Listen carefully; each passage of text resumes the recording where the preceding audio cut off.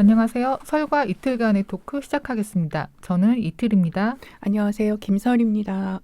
꽤나 오랜만이네요. 네, 엄청 오랜만입니다. 네, 저희가 모시기가 좀 힘든 그림책 활동가이시면서 에세이도 쓰시고 그림책도 쓰시는 최정은 작가님을 어렵게 모셨습니다.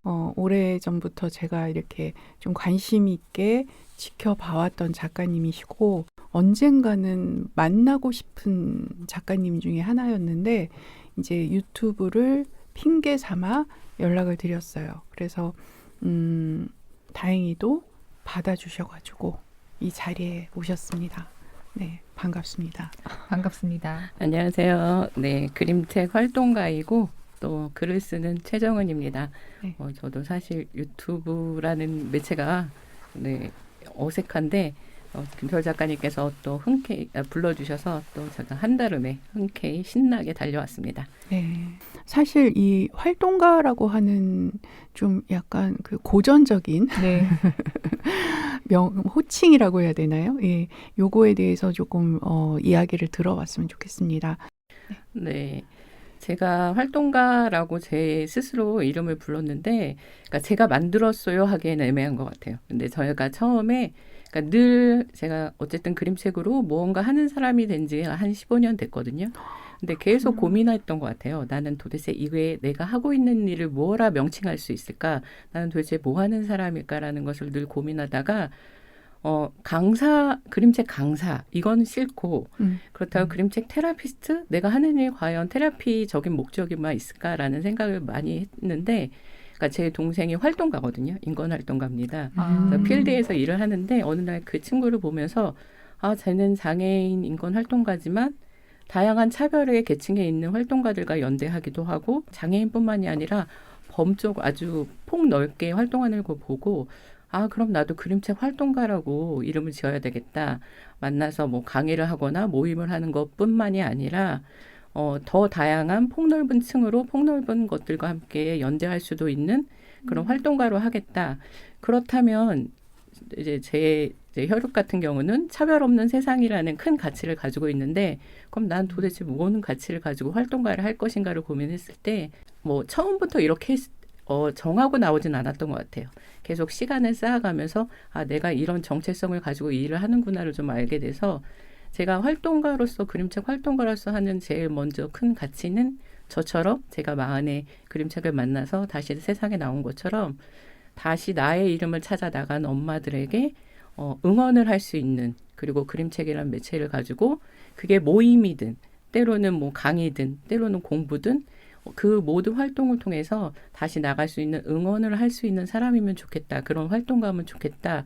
그러니까 제 개인적으로는 그런 의미를 가지고 활동가라는 이름을 붙였고, 그리고 제가 만나는 분들에게도 그러한 응원의 가치를 좀 전하는 것 같아요. 그래서 제가 누군가가 왜 강사도 아니고 테라피스트도 아니고 왜 활동가냐고 이제 물어보시는 분이 몇 분 계시는데, 그럴 때마다 저에게 있어서는 그림책 활동, 그 활동의 제가 가지고 있는 가치를 그림책에 기대어서 좀 활동하는 사람이고 싶었던 것 같습니다.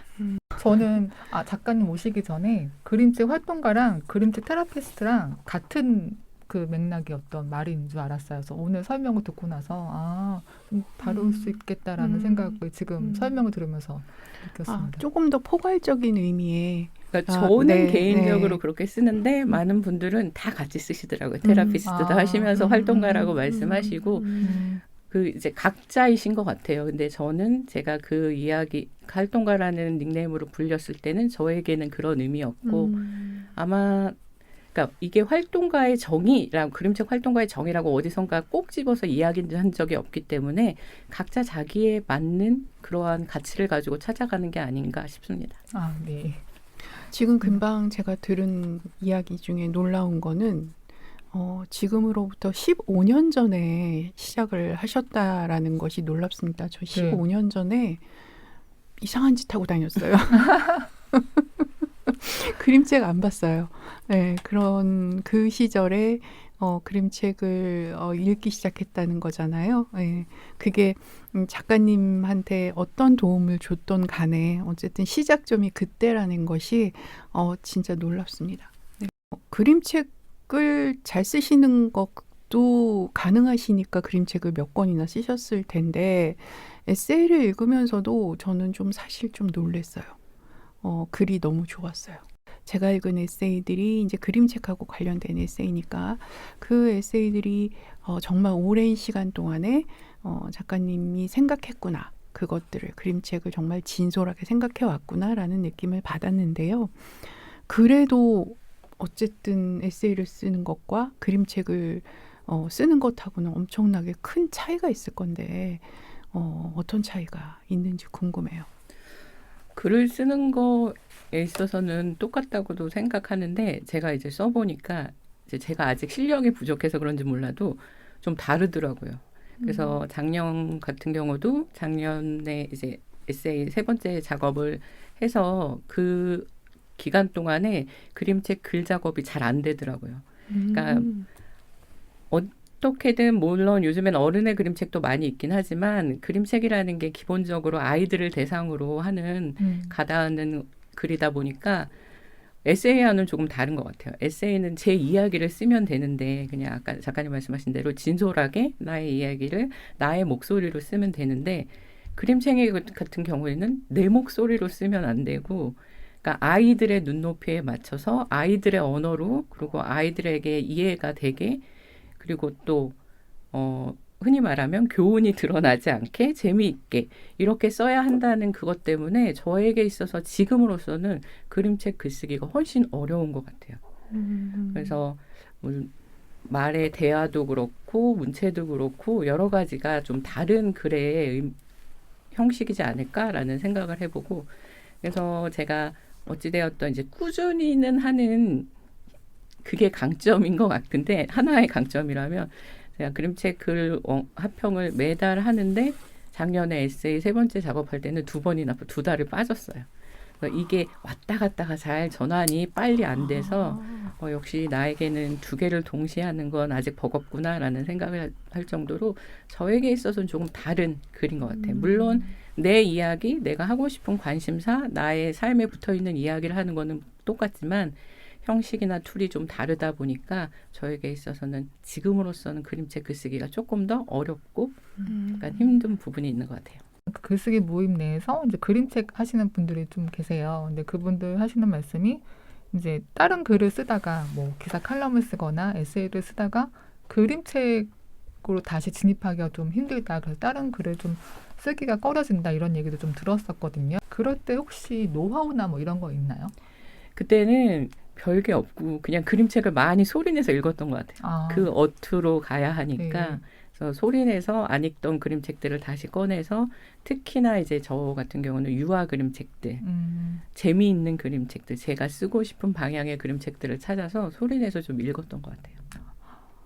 그러면은 작가님 지금 뭐 그때그때 조금씩 변했겠지만 처음엔 나는 이런 걸 쓰고 싶다라고 생각을 하셨을 거고 또 중간중간에 또 변화가 계속 있었을 거고 지금 현재는 그러면은 어떤 그림책을 쓰고 싶다 하는 계획 같은 게 있으신 거예요? 처음에는 에세이처럼 제가 쓰고 싶은 목소리로 뭐 그게 애들이든 어른이든 이제 요즘 어른의 그림책도 많이 있으니까 그렇게 생각했는데 조금 시간이 지나면서 왠지 모르지만 되게 재미있는 그림책을 쓰고 싶어요. 그러니까 그리고 어찌되었던 그림책이 유아를 대상으로 어린이를 대상으로 이제 0세에서 100세까지 읽는 책이라고 하지만 그러니까 어린이가 함께 읽고 웃을 수 있는 그림책을 쓰고 싶다라는 생각이 들었어요. 그래서 누군가는 저에게 에세이를 보기도 하고 하니까 좀 엄마들에게 위로가 되는 그림책을 써보는 게 더 어울릴 것 같다고 말씀을 하시는데 물론 그거를 안 쓸 거야는 아니지만 지금으로서는 아이들하고 같이 깔깔거리고 웃을 수 있는 그림책을 쓰고 싶다는 생각이 들어서 그쪽으로 방향을 많이 잡는 것 같아요. 지금 오늘 이 시간에 좀 소개해주고 싶은 책이 있으면 그거를 조금 읽어주시면 어떨까 하는 생각이 듭니다. 네, 제가 고민을 많이 했는데 이게 화면이 보이지 않는 거니까 낭낭한 목소리로. 네, 그래서 서사가 좀 서사로 감동을 줄 수 있는 책을 가져와야 될까 막 이렇게 고민하다가 그냥 제가 좋아하는 그림책으로 가져왔습니다. 병기의 신나는 모험이라고 다케요이 가코 작가님이 그림 쓰셨고요. 매숙 선생님께서 옮기셨고 비룡사에서 나왔습니다. 제가 엄마들에게도 많이 읽어드리는 그림책입니다. 이거 소개해주고 싶은 네. 이유가 뭘까요? 제가 아까도 말씀드렸지만 제가 그림책으로 만나는 대상 중에 특히 마음이 가는 대상이 저처럼 전업주부였다가 이제 세상에 다시 나오는 엄마들인데요. 여기 보면 똥구리가 산속에서 물을 기다리다가 결국은 벌컥하고 집을 나섰거든요. 그 나선 길에서 다양한 존재들을 만나고 그리고 그들과 이야기를 통해서 무언가를 선택하고 가죠. 계속. 근데 보면은 내가 물에 꼭 도착할 거야. 막 이거보다 재밌겠는데? 좋겠는데? 하면서 선택을 똥거리가 하고 가서 결국은 물을 만나요. 강에서. 근데 거기에서도 선택을 하죠. 한번 거기에 있어도 되는데 한번 떠내려가 볼까? 이 물살에 몸을 맡겨볼까? 그리고 결국은 떠내려서 바닷속에 들어갔고 그리고 바닷속에서 조개들에게 이렇게 큰 조개가 있다니 너의 얘기가 궁금해 그러잖아요. 그때 똥구리가 하는 얘기가 나 오두막에서 살아서서 아무것도 몰라 하는 그 똥고리에게 너의 얘기가 궁금해 그렇거든요. 그래서 사실은 집을 다시 나서는 엄마들이 난 아무것도 몰라 아무것도 못해 이 얘기를 제일 많이 하는 것 같아요. 처음에 나올 때. 근데 육아하고 아이하고 함께했던 그 시간이 정말 보물 같은 시간이고 여기에 보면 너 정말 조개야 넌 아름다운 조개야 하는 것처럼 내 안에 이미 아름다운 조개가 있다는 거. 나는 지금의 내 모습을 물도 끊긴 변기로 볼지라도 내가 조개가 될 수 있다는 거 나의 그 이야기가 그 깊은 산 속에서 있었던 이야기가 해서 엄마들에게 꼭 힘내어서 가고 싶은 곳 자신만의 물을 찾아서 한 발자국 내다 걸어보라고 꼭 말씀드리는 책이고 저도 굉장히 좋아하고 그러니까 이제 세 권의 에세이를 이제 나 요번에 계약하고 하는데 이제 에세이마다 한 권씩 이렇게 메인 저만 아는 요게 메인 테마 책이야 한 건데 세 번째 나올 책의 테마이기도 해요. 요 그림책이. 그러시군요. 그 또 한 권을 가져오셨는데 네. 그거는 어떤 책인가요? 이 책은 작가님께서 빈둥지 증후군이 있는 엄마들을 위해서 이제 요 추천해 주세요 하셨는데 엄마에 대한 책들이 정말 다양하거든요. 근데 제가 이렇게 엄마에 관한 책들 제가 마흔이나 또는 사춘기에서 썼던 그 책들 중에 뽑을까 하다가 빈둥지 증후군이라는 게 딱 걸려서 이 책은 사실은 관계에 대한 그림책이기도 하고요. 여기 이 주인공인 클레멘티라는 요 여성이 자기의 삶을 찾아가는 이야기이기도 한데 여기에 나오는 이 친구의 마음을 알아봐주는 오토가 있거든요. 기관서 오토가. 근데 저희 아이를 다 성인으로 키우고 난 부모님과 또 아이들의 관계는 요 오토와 클레멘타의 관계 아닐까. 서로 같은 마음을 품었지만 결국은 맨 나중에 보면 각자의 기관사가 돼서 각자의 선로를 향해 가고 교차점에 만나서 함께 웃고 인사 나누고 있거든요. 그래서 어쩌면 빈둥지 증후군 정도의 연령의 아이들을 키우는 엄마, 저 역시도 그렇고 이제 아이들 삶에서 진짜 비껴나서 각자의 길을 나는 나의 길, 아이들 길을 가다가 교차점에서 만나서 서로 웃으면서 인사 나눌 수 있는 그러한 관계가 아닌가 해가지고 요 책을 가지고 왔습니다. 제가 그거는 이제 개인적으로 좀 부탁을 드렸던 부분인데 최근에 조금 힘들었어요. 괜찮다고 생각했는데 저만 느끼는 걸 거예요. 아마 아이는 자연스러운 변화일 텐데 나는 이제 걔를 28년 동안 키웠고 엄마가 보는 아이는 어떻다 하는 것이 제 머릿속에 되게 각인이 돼 있잖아요. 네. 그러니까 그거에 대해서 자꾸 비껴나가고 있는 것 같은 느낌이 최근에 되게 많이 들었어요. 그러다 보니까 이상하게 마음이 허전하더라고요. 근데 되게 당황스러웠었어요. 이런 변화가. 왜냐하면 저 완전 적응한 줄 알았거든요. 왜냐하면 직장을 다니고 지금 3년 차니까 충분히 적응을 할 만한 시간이 충분히 됐다고 나는 생각을 했는데 그게 이제 와서 내가 이렇게 허전할까? 그게 너무 이상한 거예요. 그리고 막 가만히 있다가도 괜히 울컥할 때도 있었어요. 최근에. 그러니까 내가 좀 문제가 생겼다. 마음에서 그런 느낌이 들고 조금 외롭기도 한 것 같고 이제 완전 떨어진 사람 엄마와의 이 연결이 되게 끊어진 것 같은 그런 느낌? 그게 나 좀 되게 늦게 오는 스타일인가 보다. 저는 작가님은 빈둥주의권을 안 겪을 줄 알았어요. 줄 알았죠. 네, 맞아요. 더 너무 신났었거든요, 오히려. 네. 그런데 그게 아니라 신났던 이유는 내가 원하는 방향이 그대로였기 때문인 것 같아요. 그러다가 아이가 이제 어떤 변화가 생기고 걔가 진짜 그야말로 진짜 성인이 된 것 같아요. 이제서. 그러다 보니까 이제 어떤 그 관계의 변화, 아주 미세한 변화를 지금 최근에 느낀 거거든요. 그래서 조금 마음이 그랬는데 그래서 작가님 오신다고 해가지고 내가 그거에 관련된 책을 소개해 달라고 한 거거든요. 구독자분들은 안 보이시겠지만 마지막 장면을 하면 네. 이렇게 이제 각자의 선로에서 여기 있거든요.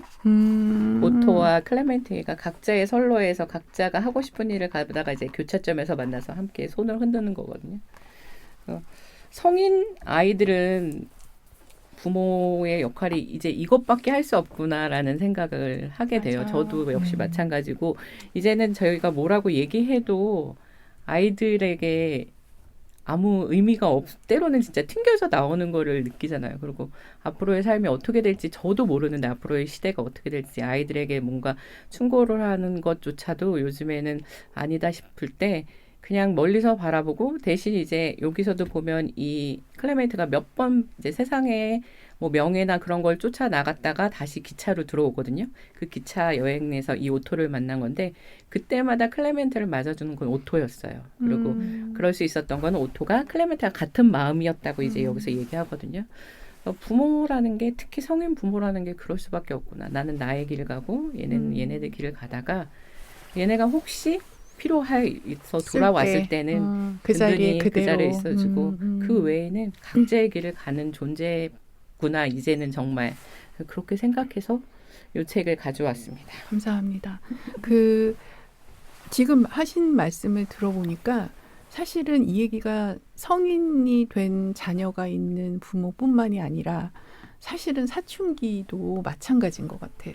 그냥 과도하게 그 아이의 삶에 끼어든다라는 것들을 항상 좀 우리가 조심해야 될 필요는 있는 것 같고 사춘기가 되게 이제는 빨리 오고 빨리 끝나잖아요. 그러니까 도대체 이 아이들이 어디서부터 성인인지 잘 모르겠어요. 네. 그리고 성인인 듯 하면서도 여전히 아이 같은. 맞아요. 그래서, 어설프죠. 네, 맞아요. 그래서 아이들은 진짜 너무 어렵다는 생각이 듭니다.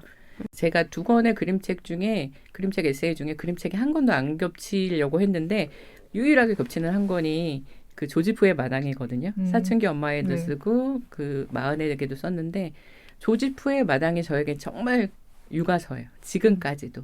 거기에 보면 조지프가 어느 날 갑자기 나무를 받고 나무를 키우는데 본인의 불안 때문에 계속 꽃이 너무 예뻐서 소중해서 꺾었다가 나무가 또 너무 이상한 손님들 생명이니까 새하고 막 이런 것들이 찾아오는데 너무 귀해서 또 자기의 외투로 덮어서 또 꽃이 죽었다가 몇 번의 반복 끝에 제가 아이들이 막 여기까지 올라와서 뭔가 말을 하고 싶을 때 늘 외쳤던 게 그 조지프의 마당의 한 문장인데 아프고도 아름다운 말인데 조지프가 나무를 가만히 두었더니 나무가 무럭무럭 자랐습니다. 네, 제가 늘 반복하는. 그래서 아마 사춘기 아이를 키우시는 양육하는 학부모님들이 계신다면 그 조지프의 마당을 한번 보시면 아이의 불안인지 거기도 조지프의 불안이거든요. 한 번도 못 만난 손님을 만났기 때문에 사실은 조지프가 불안한 거였고 나무가 자라는데 꼭 필요한 새나 이런 나비들이 찾아온 건데 그래서 그걸 한번 읽어보시면 그리고 서가에 한번 꽂아 두시고 아이를 두고두고 네, 저도 지금까지 펼쳐보기 때문에 한번 보시면 그 네. 책도 좋은 아마 육아서 또 위로가 되실 것 같습니다. 지금 금방 제 폐부를 찌르는 말씀을 하셨어요. 뭐냐면 그 불안이라는 게 부모의 불안은 아이가 잘못될까 봐 불안하다라고 착각을 하는 것 같아요. 사실은 그 불안의 실체는 나거든. 맞아요. 나의 어떤 점이 불안하기 때문에 그 불안이 아이를 향해 있는 것뿐이지 사실은 나의 불안인데 그거를 이제 엄마들은 대부분 인지하지 못하고 아이가 뭘 잘못해서 불안하다 이렇게 생각을 하는 것 같아요. 꼭 반드시 그 책을 제가 읽어보겠습니다. 저도 꼭 구매를 해야겠네요. 저는 머리로는 이제 책을 많이 읽다 보니까 머리로는 애한테 좀 거리를 두고 양육을 해야지라고 했는데 이 가슴의 불안이 항상 있잖아요. 그쵸. 이러다가 어느 순간 이 가슴의 불안이 커지면 그쵸. 머리를 덮어버려요. 맞아요. 올라와서 이제 막 애한테 막 얘기를 하면 결국 큰애가 막 듣고 있다가 엄마 걱정하지 마. 이 말이 요즘 저한테 진짜 많이 해요. 엄마 뭐가 그렇게 걱정스러워. 걱정하지 마. 이 얘기를 하거든요. 그래서 엄마 걱정했어? 응, 걱정하고 있어 지금. 이 얘기 진짜 많이 하거든요.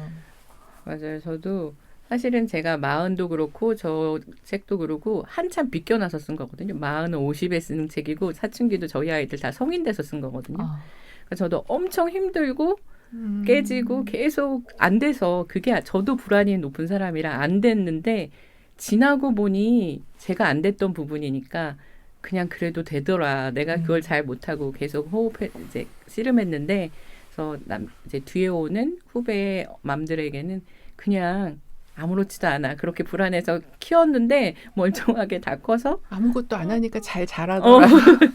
그냥 그 잘 자라고 자기 성격대로 자기 삶대로 찾아가더라. 그래서 그 얘기를 해주고 싶었던 것 같아요. 괜찮다는 이야기. 저는 그 그림책은 도대체 왜 저렇게 과열됐지? 좀 멀리서 보면 엄청 과열된 것 같이 보일 때가 있어요. 그래서 도대체 그림책의 매력을 활동가이신 분들은 뭐라고 딱 얘기할 수 있을까요? 글쎄 뭐 하나로 딱 이야기하기 쉽지 않은 부분이긴 한데 일단은 그러니까 글책보다 진입장벽이 낮은 것 같아요. 안 읽고 와도 모임이 되는. 여기서 그냥 읽고 바로 모임이 되는. 근데 요즘에 아까 말씀하셨던 것처럼 너무 바쁘잖아요. 그래서 책 한 권을 읽고 모임을 한다는 게 그게 한 달 주기로라도 쉽지 않은 부분이 많이 있는데 분량에서. 네, 분량에서. 근데 이거는 같이 와서 그날 와서 그림책을 읽고 충분히 이야기를 할 수 있는 그것이 좀 매력이고 두 번째는 글하고 그림뿐만이 아니라 그림책을 이루는 요소들이 많다고 하잖아요. 뭐 그 외의 요소들, 뭐 파라텍스 뭐 이래가지고 그림책 이론으로 보면 그렇게 하는데 그것들 속에 자기 이야기가 투영되는 것 같아요. 그러니까 조금 더 자유롭게 해석이 가능한 거죠. 짧은 시간에 자기 이야기에 묻혀서 사람들이 조금 더 정답이 없는 매체인 것 같아요.